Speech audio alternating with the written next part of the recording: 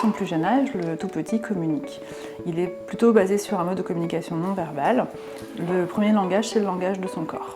Donc tout ce qui va être les mimiques, les gestes. Donc c'est les bâillements quand il est fatigué, les sourires quand il est content, les mimiques aussi d'énervement. Voilà. À partir de là, il communique avec nous. Au travers de ces signes, on peut apporter une réponse adaptée à ce dont il a besoin.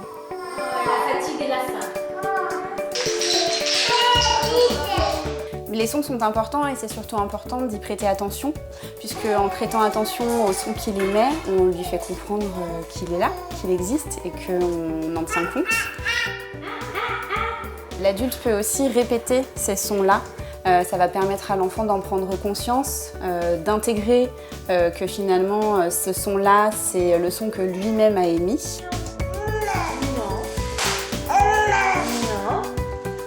Ça va aussi le motiver pour en chercher d'autres et explorer la palette de sons justement qu'il peut émettre.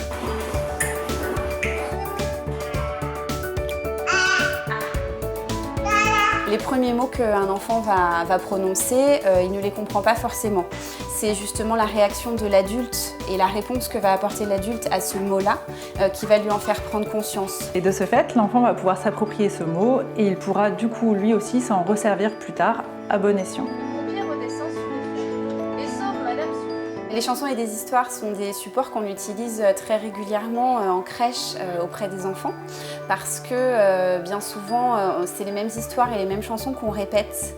Ça leur permet d'entendre plusieurs fois les mêmes mots, de mettre des images dessus. Il arrive aussi qu'on accompagne les chansons avec des gestes, donc ils font le lien entre le geste et le mot qui est utilisé à ce moment-là. Très souvent, ils connaissent les histoires et les chansons par cœur, ce qui leur permet d'appréhender le mot et ensuite de pouvoir l'utiliser par eux-mêmes dans leurs conversations, dans leurs échanges, dans leurs jeux.